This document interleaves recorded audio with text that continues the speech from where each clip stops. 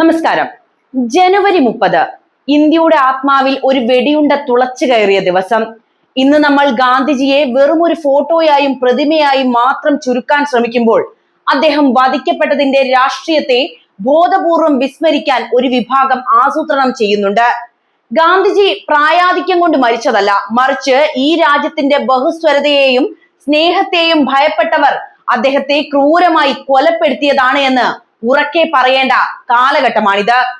ഇന്നത്തെ ഇന്ത്യയിൽ സവർക്കറെ പോലെയുള്ള തീവ്ര നിലപാടുകാരെ ദേശീയ ബിംബങ്ങളായി അവരോധിക്കാൻ നടത്തുന്ന ശ്രമങ്ങൾ കേവലം ചരിത്ര നിർമ്മിതിയല്ല, മറിച്ച് ഗാന്ധിജി ഉയർത്തിപ്പിടിച്ച മതേതര മാനവിക മൂല്യങ്ങളെ തായ്വേരറുത്ത് മാറ്റാനുള്ള ഗൂഢാലോചനയാണത്. ഗാന്ധിജിയെ കൊന്നത് നാഥുറാം വിനായ് ഗോഡ്സെ എന്ന വ്യക്തിയല്ല, മറിച്ച് ആ തോക്കിന് പിന്നിൽ പ്രവർത്തിച്ച വെറുപ്പിന്റെ രാഷ്ട്രീയമാണ്. ആ വെറുപ്പിന്റെ പ്രത്യയശാസ്ത്രം ഇന്ന് ഭരണകൂടത്തിന്റെ തണലിൽ വീണ്ടും ശക്തി പ്രാപിക്കുമ്പോൾ നമ്മൾ ഏറ്റവും കൂടുതൽ ഭയപ്പെടേണ്ടത് ചരിത്രത്തിൽ നിന്ന് മായ്ച്ചു കളയാൻ ശ്രമിക്കുന്ന ഗാന്ധിജിയുടെ മുഖം തന്നെയാണ്. അഹിംസയും സഹവർത്തിത്വവും പാപമാണെന്ന് വിശ്വസിക്കുന്നവർക്ക് ഗാന്ധി ഒരു വെല്ലുവിളി തന്നെയാണ് എന്നും. ഹിന്ദുവിനെയും മുസ്ലിമിനെയും ദളിതനെയും ഒന്നായി കാണാൻ പഠിപ്പിച്ച ഗാന്ധിജിയെ ഇല്ലായ്മ ചെയ്തതിലൂടെ അവർ ലക്ഷ്യം വെച്ചത് ഇന്ത്യ എന്ന ആശയത്തെ തന്നെയായിരുന്നു. ഇന്ന് ഗാന്ധിയെ വെറും ഒരു ശുചിത്വ മിഷന്റെ ചിഹ്നമായി മാത്രം ഒതുക്കുന്നവർ അദ്ദേഹത്തിന്റെ രാഷ്ട്രീയത്തെയും നെഞ്ചിലെ 3 വെടിയുണ്ടകളെയും വല്ലാതെ ഭയപ്പെടുന്നുണ്ട്. സമകാലിക ഇന്ത്യയിൽ ഗാന്ധിജി വധിക്കപ്പെട്ടത് എന്തിനായിരുന്നു എന്ന് ഓർമ്മിപ്പിക്കുന്നത് ഒരു വിപ്ലവം തന്നെയാണ്. കാരണം അന്ന് അദ്ദേഹത്തെ കൊന്ന അതേ രാഷ്ട്രീയ ചിന്താഗതി തന്നെയാണ് ഇന്ന് സവർക്കറെയും മറ്റും മഹത്വവൽക്കരിക്കുന്നതിലൂടെ ഇന്ത്യയുടെ ജനാധിപത്യ മൂല്യങ്ങളെ തകർക്കാൻ ശ്രമിക്കുന്നത്.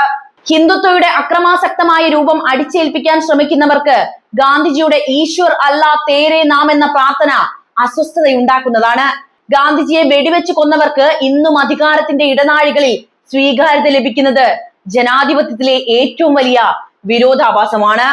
ചരിത്രം വളച്ചൊടിക്കപ്പെടുമ്പോഴും ഗാന്ധിജി മരിച്ചതല്ല എന്നും മറിച്ച് ഒരു പ്രത്യേക രാഷ്ട്രീയ പ്രത്യയശാസ്ത്രത്താൽ വധിക്കപ്പെട്ടതാണെന്നും നാം വീണ്ടും വീണ്ടും വിളിച്ചു പറയുക തന്നെ വേണം. ആ സത്യം വിളിച്ചു പറയുന്നതാണ് യഥാർത്ഥ രാജ്യസ്നേഹം. ഗാന്ധിയൻ മൂല്യങ്ങളെ ഇല്ലാതാക്കി പകരം തീവ്ര ഹിന്ദുത്വയുടെ ഇരുട്ട് പടർത്താൻ ശ്രമിക്കുന്നവരുടെ മുഖത്ത് നോക്കി നമ്മൾ പറയണം, ഗാന്ധിജി ഇപ്പോഴും ജീവിക്കുന്നത് അദ്ദേഹം ഉയർത്തിപ്പിടിച്ച ആദർശങ്ങളിലൂടെയാണ്. നിങ്ങൾ എപ്പോഴും ഭയക്കുന്ന ആ വെളുത്ത വസ്ത്രധാരിയായ വൃദ്ധന്റെ ചിരിയിലൂടെയാണ്.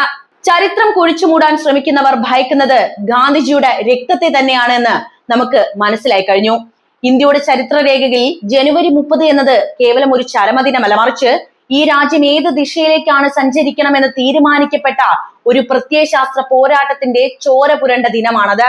ഗാന്ധിജി പ്രായാധിക്യം കൊണ്ടോ അസുഖം കൊണ്ടോ അന്തരിച്ചു എന്ന് വിശ്വസിക്കാൻ പാകത്തിൽ നമ്മുടെ വരും തലമുറയെ മസ്തിഷ്ക പ്രക്ഷാളനം ചെയ്യാൻ ശ്രമിക്കുന്ന ഒരു വലിയ വിഭാഗം ഇന്ന് സജീവമാണ്. എന്നാൽ ബിർള മന്ദിരത്തിലെ ആ സായാഹ്ന പ്രാർത്ഥന യോഗത്തിൽ മുഴങ്ങിയത് 3 വെടിയുണ്ടകൾ മാത്രമായിരുന്നില്ല, മറിച്ച് ഇന്ത്യയുടെ ബഹുസ്വരതയ്ക്കും മതേതരത്വത്തിനുമെതിരായ ഒരു ഗൂഢാലോചനയുടെ പ്രഖ്യാപനം കൂടിയായിരുന്നു. നാഥുറാം വിനായക് ഗോഡ്സെ എന്ന കൊലയാളി ആ തോക്ക് ചൂണ്ടിയത് മോഹൻദാസ് കരംചന്ദ് ഗാന്ധി എന്ന വ്യക്തിക്ക് നേരെയല്ല, മറിച്ച് അഹിംസയിലും തുല്യനീതിയിലും അധിഷ്ഠിതമായ ഒരു ആധുനിക ഇന്ത്യ എന്ന സ്വപ്നത്തിന് നേരെയായിരുന്നു അത്. ഇന്ന് സവർക്കറെയും ഗോൾവാർക്കറെയും പോലെയുള്ള തീവ്ര ഹിന്ദുത്വവാദികളെ ദേശസ്നേഹത്തിന്റെ വെള്ളപൂശി പ്രതിഷ്ഠിക്കാൻ ശ്രമിക്കുന്നവർ ആദ്യം ചെയ്തുകൊണ്ടിരിക്കുന്നത് ഗാന്ധിജിയുടെ വധത്തിലെ ഈ രാഷ്ട്രീയ ഗൂഢാലോചനയെ ചരിത്രത്തിൽ നിന്ന് വെട്ടിമാറ്റുക എന്ന ദൗത്യമാണ്. ഗാന്ധിജിയെ വെടിവെച്ച് കൊന്നത് ഒരു നിമിഷത്തെ പ്രകോപനത്തിലല്ല, മറിച്ച് ഹിന്ദുത്വ എന്ന പേരിൽ ഭൂരിപക്ഷാധിപത്യം അടിച്ചേൽപ്പിക്കാൻ ശ്രമിച്ചവരുടെ ആസൂത്രിതമായ പദ്ധതിയായിരുന്നു അന്ന് നടപ്പിലാക്കിയത്. മുസ്ലിങ്ങളോടും ദളിതരോടും ഗാന്ധി കാണിച്ച കരുണയും സ്നേഹവും ഹിന്ദു രാഷ്ട്രം എന്ന ലക്ഷ്യത്തിന് വിഘാതമാണെന്ന് അവർ തിരിച്ചറിഞ്ഞിരുന്നു. അതുകൊണ്ട് തന്നെ ഗാന്ധിജി വധിക്കപ്പെട്ടത് ഇന്ത്യയുടെ വിഭജന കാലത്തെ രാഷ്ട്രീയത്തിന്റെ അനന്തര ഫലമായിട്ട് തന്നെയാണ്. ഇന്നത്തെ ഇന്ത്യ ഭരിക്കുന്നവരുടെ രാഷ്ട്രീയ വേരുകൾ ചെന്നെത്തുന്നത് ഗാന്ധി വധത്തെ മധുരം വിതറി ആഘോഷിക്കുന്നവരുടെ പാളയത്തിലേക്കാണ് എന്നത് ഈ ദിവസം ഓർമ്മിപ്പിക്കട്ടെ. സവർക്കറുടെ ഹിന്ദുത്വ എന്ന ആശയത്തെ എതിർത്തുകൊണ്ട് ഭാരതം എല്ലാവരുടേതുമാണ് എന്ന് പ്രഖ്യാപിച്ചതാണ് ഗാന്ധിജി ചെയ്ത ഏറ്റവും വലിയ കുറ്റം. ഈ കുറ്റത്തിനാണ് അദ്ദേഹം രക്തസാക്ഷിയാകേണ്ടി വന്നത്. ഇന്നത്തെ തലമുറ തിരിച്ചറിയേണ്ട പ്രധാനപ്പെട്ട കാര്യം ഗാന്ധിജി കൊല്ലപ്പെട്ടത് അദ്ദേഹത്തിന്റെ ഹിന്ദു എന്ന സ്വത്വത്തിലല്ല, മറിച്ച് ആ സ്വത്വത്തിനുള്ളിൽ അദ്ദേഹം കാത്തു സൂക്ഷിച്ച മതേതരത്വത്തിന്റെ കരുത്തിലായിരുന്നു എന്നതാണ്.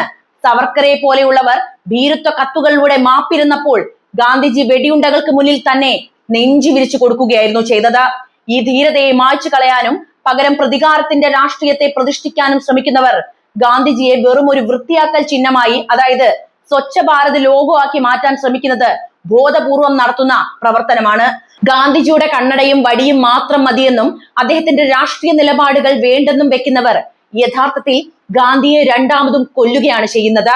ഹിന്ദുത്വയെ വിമർശിക്കുന്നവരെ രാജ്യദ്രോഹികളായി മുദ്രകുത്തുന്ന ഈ കാലത്ത് ഗാന്ധിജി വധിക്കപ്പെട്ടതിന്റെ യഥാർത്ഥ കാരണങ്ങൾ ഉറക്കെ വിളിച്ചു പറയേണ്ടത് ഓരോ ജനാധിപത്യ വിശ്വാസിയുടെയും കടമ തന്നെയാണ്. ആ കൊലപാതകത്തിന് പിന്നിൽ പ്രവർത്തിച്ച അതേ വെറുപ്പിന്റെ പ്രത്യയശാസ്ത്രമാണ് ഇന്ന് തെരുവുകളിൽ ആൾക്കൂട്ട കൊലപാതകങ്ങളായും വിദ്വേഷ പ്രസംഗങ്ങളായിട്ടും പുനർജനിക്കുന്നത്. ചരിത്രത്തെ തിരുത്താൻ ഇറങ്ങി പുറപ്പെട്ടവർ പാഠപുസ്തകങ്ങളിൽ നിന്ന് ഗാന്ധിവധത്തെയും അതിൽ RSSനുണ്ടായിരുന്ന പങ്കിനെയും കുറിച്ചുള്ള വരികൾ വെട്ടിമാറ്റിയേക്കാം. പക്ഷേ ഇന്ത്യയുടെ മണ്ണിൽ വീണ ഗാന്ധിജിയുടെ രക്തം ഒരു പ്രാർത്ഥനയായി ഇന്നും മുഴങ്ങുന്നുണ്ട്. ഗാന്ധിയൻ മൂല്യങ്ങളെ ഇല്ലാതാക്കി പകരം തീവ്ര ഹിന്ദുത്വം അടിച്ചേൽപ്പിക്കാൻ ശ്രമിക്കുന്നവർ ഭയപ്പെടുന്നത് ഗാന്ധിയുടെ ഓർമ്മകളെയാണ്. ഗോഡ്സേക്ക് ക്ഷേത്രം പണിയുന്നവർ ഗാന്ധിജിയെ കൊന്നത് അദ്ദേഹത്തിന്റെ രാഷ്ട്രീയത്തോടുള്ള പേടി കൊണ്ടായിരുന്നു. ആ പേടി ഇന്നും നിലനിൽക്കുന്നുണ്ട്. ഓരോ തവണയും ഭരണഘടന തകർക്കുമ്പോഴും, ഓരോ തവണയും ഒരു ന്യൂനപക്ഷ വിഭാഗം ആക്രമിക്കപ്പെടുമ്പോഴും ഗാന്ധിജി അവിടെ പുനർജനിക്കുന്നു. ഗാന്ധിജി മരിച്ചതല്ല, അദ്ദേഹത്തെ വെടിവെച്ച് കൊന്നതാണ് എന്ന് സത്യം പറയുന്നതിലൂടെ മാത്രമേ നമുക്ക് ഈ രാജ്യത്തെ ഫാസിസത്തിൽ നിന്ന് രക്ഷിക്കാനാകുകയുള്ളൂ. അഹിംസയുടെ ശക്തിയെ ഭയപ്പെടുന്നവർക്ക് തോക്കുകൾ കൊണ്ട് മാത്രമേ പ്രതികരിക്കാൻ സാധിക്കൂ. ഗാന്ധിജി തന്റെ അവസാന നിമിഷത്തിൽ ഉരുവിട്ട ഹേ റാം എന്നത് ആർക്കും എതിരായ യുദ്ധവിളിയായിരുന്നില്ല, മറിച്ച് എല്ലാവരെയും ഉൾക്കൊള്ളുന്ന സ്നേഹത്തിന്റെ വിലാപമായിരുന്നു അത്. ആ സ്നേഹത്തെ തകർക്കാൻ ശ്രമിക്കുന്ന രാഷ്ട്രീയത്തോട് നമുക്ക് വിട്ടുവീഴ്ച ചെയ്യാനില്ല. ഇന്ത്യയുടെ ഭരണഘടന വിഭാവനം ചെയ്യുന്ന സമത്വവും സ്വാതന്ത്ര്യവും സംരക്ഷിക്കാൻ ഗാന്ധിജി വധിക്കപ്പെട്ട രാഷ്ട്രീയത്തെ കുറിച്ച് നമ്മൾ സംസാരിച്ചു കൊണ്ടേയിരിക്കണം. അത് ഇന്നത്തെ കാലഘട്ടത്തിന്റെ അനിവാര്യതയാണ്. ഭയമില്ലാതെ വിറയ്ക്കാത്ത ശബ്ദത്തിൽ നമുക്ക് വിളിച്ചു പറയാം, ഗാന്ധിജിയെ കൊന്നത് ഈ രാജ്യത്തിന്റെ ആത്മാവിനെ കൊന്ന അതേ വിദ്വേഷത്തിന്റെ രാഷ്ട്രീയമാണ് എന്ന സത്യം. ഹിന്ദുത്വ ശക്തികൾ മഹാത്മാഗാന്ധിയെ വകവരുത്തിയത് കേവലം ഒരു വ്യക്തിയോടുള്ള വിരോധം കൊണ്ടല്ല, മറിച്ച് ഇന്ത്യ എന്ന രാജ്യത്തിന്റെ ഭാവിയെ കുറിച്ചുള്ള രണ്ട് വിരുദ്ധമായ ആശയങ്ങൾ തമ്മിലുള്ള പോരാട്ടത്തിന്റെ ഫലമായിട്ടാണ്. ഗാന്ധിജി മുന്നോട്ട് വെച്ച ബഹുസ്വര ഇന്ത്യയും ഹിന്ദുത്വ ശക്തികൾ ലക്ഷ്യം വെച്ച ഹിന്ദു രാഷ്ട്രവും തമ്മിലായിരുന്നു ആ സംഘർഷം.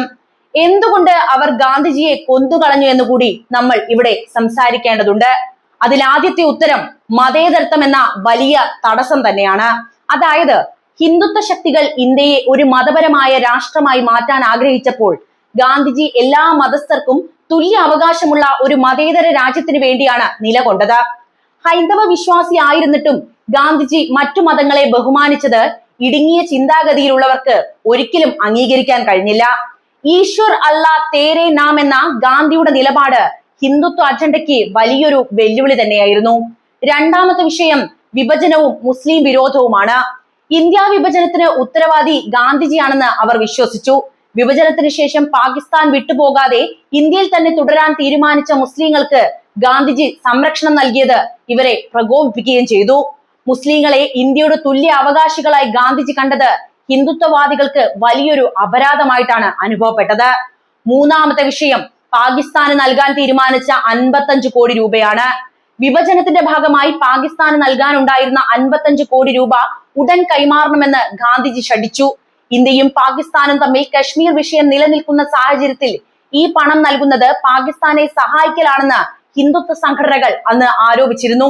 ഇതിനായി ഗാന്ധിജി നിരാഹാരം അനുഷ്ഠിച്ചത് കൊലപാതകത്തിനുള്ള പെട്ടെന്നുള്ള കാരണമായി ഘാതകർ ഉയർത്തി കാണിച്ചു.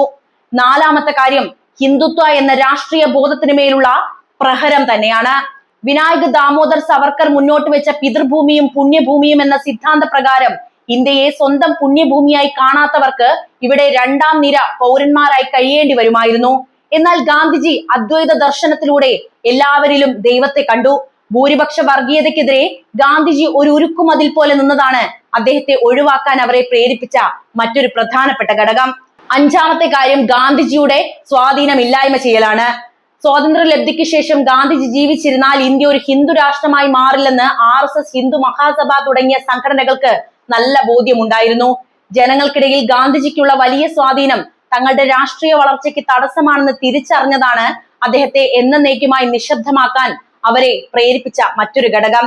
ചുരുക്കി പറഞ്ഞാൽ ഗാന്ധിജി വെടിയേറ്റ് വീണത് അദ്ദേഹം ഉയർത്തിപ്പിടിച്ച സ്നേഹത്തിന്റെയും ഐക്യത്തിന്റെയും രാഷ്ട്രീയത്തെ കൊലപ്പെടുത്താൻ വേണ്ടിയായിരുന്നു. ഇന്ന് സവർക്കറെയും ഗോഡ്സെയെയും ആദരിക്കാൻ ശ്രമിക്കുന്നവർ യഥാർത്ഥത്തിൽ ഗാന്ധിജി തടഞ്ഞു നിർത്തിയ ആ വിദ്വേഷ രാഷ്ട്രീയത്തെ വീണ്ടും പ്രതിഷ്ഠിക്കാനാണ് ശ്രമിക്കുന്നത്. ഈ അവസരത്തിൽ നമ്മൾ വീണ്ടും പറയണം, ഗാന്ധിജി മരിച്ചതല്ല, കൊന്നതാണ്.